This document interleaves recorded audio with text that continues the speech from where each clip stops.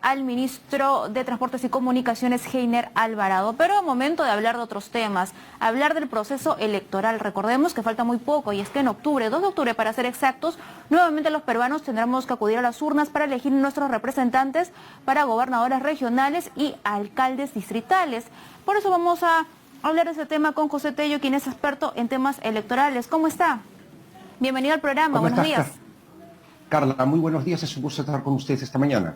Muy bien, también es un gusto para nosotros tenerlo. Hay varios temas sin duda. Uno de ellos con los que quiero empezar tiene que ver más que todo con un tema técnico. Y es que se ha ampliado hasta el 16 de septiembre el plazo para que los candidatos y organizaciones políticas puedan presentar su primer informe de gastos de campaña. Hasta el momento todavía la gran mayoría no lo ha hecho. ¿Esto a qué se debe y qué sanciones habrían para aquellas agrupaciones políticas y candidatos que no cumplan con los plazos establecidos? Bueno, básicamente, Carla, hay que hablar acá de los candidatos porque quienes están obligados a entregar este informe de campaña, este primer informe, porque son 2 que se entregan de acuerdo a la ley electoral, son candidatos a cualquier cargo de elección popular. Entiéndase, gobernador, vicegobernador, consejeros regionales, lo vamos a decir de manera expresa, candidatos a alcaldes provinciales, candidatos a regidores provinciales, candidatos a alcaldes distritales y candidatos a regidores distritales. Cabe señalar que lo presentan todos los que han tenido inscripción e incluso aquellas personas, aquellos candidatos, cualquiera de estos cargos que acabo de mencionar, que haya sido excluido, tiene que presentar su informe hasta la fecha en que fue excluido, porque así lo manda expresamente la ley electoral, que ha tenido modificaciones. Recordemos que la ley de organizaciones políticas, que también se conoce como la ley de partidos, tuvo una modificación con la ley 31046, eso fue antes de las elecciones del 2021, y recientemente ha tenido una modificación con la ley 31504, que se puede buscar tranquilamente en el buscador Google, y se puede ver claramente cómo esta norma, por ejemplo, gradúa también el tema de la sanción, algo que has mencionado. Si uno no presenta su informe, su primer informe, simplemente tiene una sanción que va entre 1 y 5 UITs y que tiene una gradualidad dependiendo del cargo que postula, la jurisdicción, la amplitud de la jurisdicción, la cantidad de electores, en fin. Pero acá hay que señalar algo. Se tienen que entregar 2 informes por ley. Este primer informe comprende todo lo gastado entre el momento de la convocatoria de la elección y 30 días antes de la elección, en que termina el periodo de exclusiones y tachas. Estamos hablando del periodo entre el 5 de enero y el 2 de septiembre. Toda esa información forma parte de este primer informe de ingresos o aportes de campaña en dinero en especie y de gastos de campaña. Lo mismo se tiene que entregar en un informe desde el 3 de septiembre hasta el final de la elección, porque justamente surge una obligación que una vez concluida la elección, con una resolución que emite el Jurado Nacional de Elecciones, bueno, 2 resoluciones, una para las elecciones regionales y otra para las elecciones municipales, que las emite de manera simultánea. Desde ahí 15 días hábiles siguientes se tiene que entregar este segundo informe, que ya es concluyente. Ahí, por ejemplo, para que lo sepan los señores candidatos que nos escuchan, se coloca toda la información de los ingresos y gastos, lo que se utilizó para en la etapa final de la campaña, el cierre de campaña, personeros, toda esa información tiene que entregarse ahí. Y hay que tener en cuenta algo. Esto ya normalmente ocurre para el mes de enero. ¿Por qué? Porque primero, como lo he mencionado hace un rato, tiene que declararse cerrada la elección o las elecciones, y ambas, así como se realizan de manera simultánea, se cierran de manera simultánea con una resolución del jurado para cada elección, la regional y la municipal, que se emite después de la segunda vuelta regional, es decir, para el mes de enero. Por eso es que en enero ya es cuando surge la obligación expresa por ley para entregar este segundo y último informe de los gastos de campaña. Sí, en ese caso en específico se ha extendido el plazo, al ver que varios candidatos no habían presentado este primer informe, se ha extendido y se da una prórroga hasta el 16. Algo que puede manejar la OMB y saludablemente lo ha hecho, porque el plazo inicial era hasta el 9, pero lo puede manejar hasta el 16 por lo mismo que no hay, o sea, un plazo legal. O sea, eso cuando no existe un plazo legal. De haber un plazo legal sí sería complicado. El único plazo legal que hay en este primer informe es el plazo legal entre el 5 de enero, que es la convocatoria de la elección, y 30 días antes de la elección, que es el 2 de septiembre. Pero es el periodo comprendido para declarar, o sea, para informar a la autoridad electoral que la OMB. Y eso es importante, la información de que todos los ciudadanos electores puedan acceder a esta información para saber quiénes financian a estos candidatos. Y esto se da dentro del marco de esta reforma política electoral que se impulsó y que, si bien es cierto, no se ha implementado del todo porque han habido idas y vueltas. Y a propósito de esta reforma, un tema importante es la paridad. Dígame. Sí, Carla, si me permite rápidamente para que también sepan especialmente los candidatos que nos escuchan. Hay candidatos que no han tenido ingresos, o sea, aportes de campaña, y hay en la plataforma El Declaro, una vez que se accede con el nombre de candidato, el número de DNI, una opción para marcar sin aportes y otra con aportes. Entonces, los que no han tenido ningún tipo de ingreso tienen que marcar sin aportes. Lo que no pueden dejar es de declarar, porque si no, sí les aplica la multa. Eso es importantísimo que lo sepan.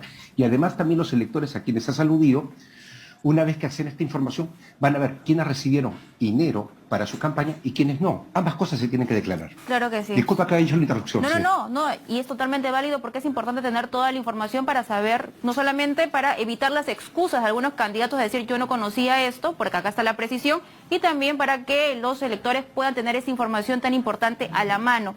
Y otro tema que yo quería referirme tiene que ver con la paridad de género, que eso es importante y eso se pudo lograr gracias a esta reforma electoral.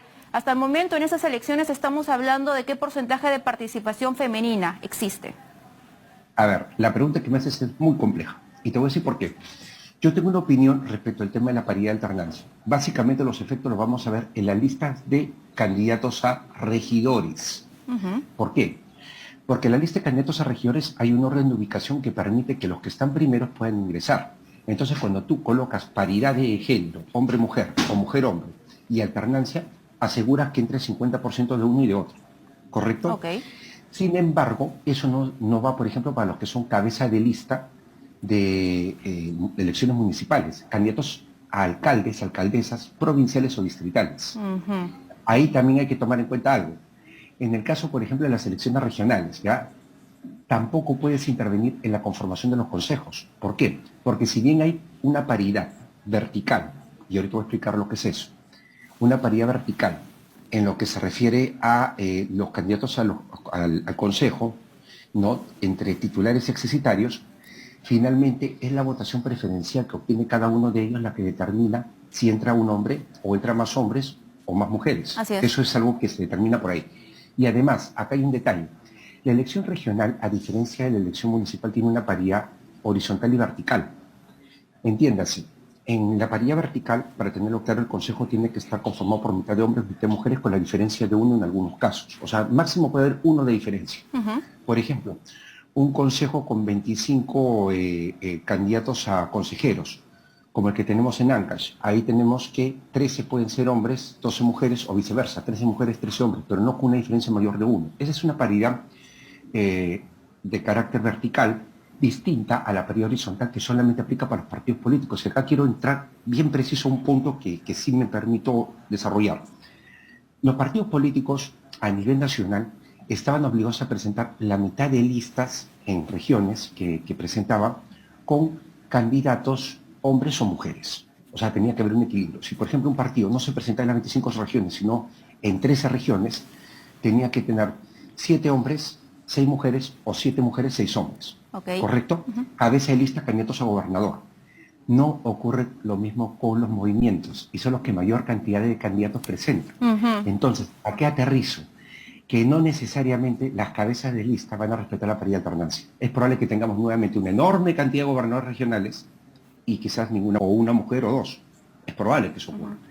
Y lo mismo con las cabezas de lista en elecciones municipales, o sea, los que son o van a salir electos como alcaldes provinciales o distritales. Entonces, en realidad, yo sí tengo claro que lo que se refiere a la lista de consejeros o regidores municipales, sí vamos a advertir el tema del efecto de la paridad y alternancia, más no, lo vuelvo a señalar, en lo que se refiere a cabeza de listas y listas regionales que tienen una votación preferencial. O sea, ahí sí lo veo distinto. Y eso es algo que advierto desde ahorita porque los que marcan, por lo menos en las elecciones regionales, mucho la pauta en cuanto a presentación de candidaturas a gobernadores o gobernadoras regionales son definitivamente pues, los movimientos, que si hablamos nosotros en cifra, teníamos 170 organizaciones políticas. ¿Y eso? En su momento, de los Sí. cuales 156 eran movimientos regionales, ¿no? 14 eran partidos políticos, algunos inscritos y otros en trámite de inscripción. Me estoy quedando con la foto de antes de las elecciones Claro. internas. Sí, ¿y qué se podría hacer para que eso se aplique dentro de los movimientos políticos?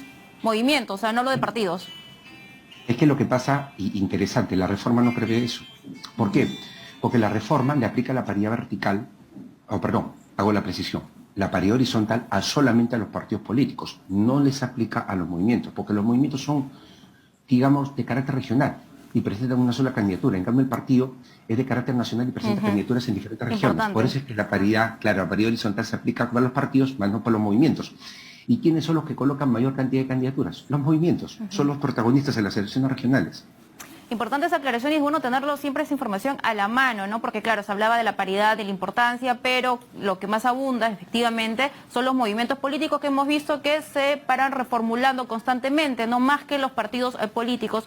Y otro tema que también es necesario abordar tiene que ver con estas personas que están involucradas, tienen problemas con la justicia y sin embargo pueden postular. Un caso reciente, el del congresista Wilmar Helera, por ejemplo.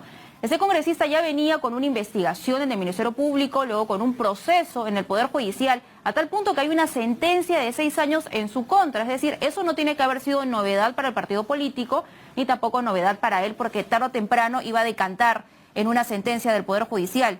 Y así como él, ya hay candidatos en estos momentos para gobiernos regionales y alcaldes que se encuentran con problemas con la justicia. A tal punto también que Antauro Humala, incluso que, si bien es cierto, él ya cumplió su pena, pero ha anunciado que va a postular a las elecciones generales. ¿La ley se lo permite? A ver, vamos por partes. Primero, hay algo interesante de lo que acabas de mencionar en el caso congresista. En el caso congresista, perdón, a diferencia de, digamos, quien candidatea para, o quien ejerce el cargo de alcalde o de regidor, en el caso congresista, esto, por ejemplo, no le genera una complicación, el hecho de ser sentenciado. El caso, por ejemplo, de un alcalde, si fuese sentenciado por primera instancia, se le podría comprender dentro de la causal de vacancia el artículo 22 de la Ley Orgánica de Municipalidades. Este artículo precisa claramente que en su numeral 8, como ocurrió con el alcalde Muñoz, que es causal de vacancia cualquier impedimento sobreviniente de la etapa de la elección. Y, por ejemplo, un impedimento que tiene todo candidato para postular es el hecho de tener sentencias en primera instancia desde que se modificó la propia Constitución, específicamente el artículo 34A de la Constitución, que se incorpora y que justamente impide que las personas sentenciadas en primera instancia puedan postular. No importa que estén en apelación, en otro tipo de trámites en instancias superiores, no pueden postular. Y es un impedimento temporal solamente aplicable para esa elección. Sin embargo, podría constituir una causa de vacancia. Eso no está previsto, por ejemplo, para autoridades regionales, ni tampoco, por ejemplo, para autoridades nacionales como los congresistas. ¿Podría preverse un cambio normativo de esa naturaleza? Yo creo que sí, sería bastante saludable que se incorpore en el reglamento del Congreso y que se incorpore en la ley de gobiernos regionales. Habrá que ver, eso ya depende de los legisladores si es que realmente quieren corregir este tipo de situaciones que aparecen, porque soy de la opinión que si una persona, durante el ejercicio de su mandato como autoridad, congresista, alcalde, gobernador, tiene una sentencia de este tipo, debería pues aplicarse esta vacancia, pero eso tiene que estar expresamente señalado en la ley y vamos a ver si en el Congreso existe temperamento para homologar esta causal de vacancia en instancia nacional y regional. Eso ya depende del Congreso. Respecto al caso del señor Antauro Humala, el señor cumple una condena hasta el año 2024. Lo que muchos no entienden, y también se está tergiversando bastante, es el hecho de que al haber sido puesto en libertad por buena conducta, un sustento que está en el INPE, porque es un tema que se documenta, esta persona puede salir antes de prisión, pero tiene una condena hasta el 2024.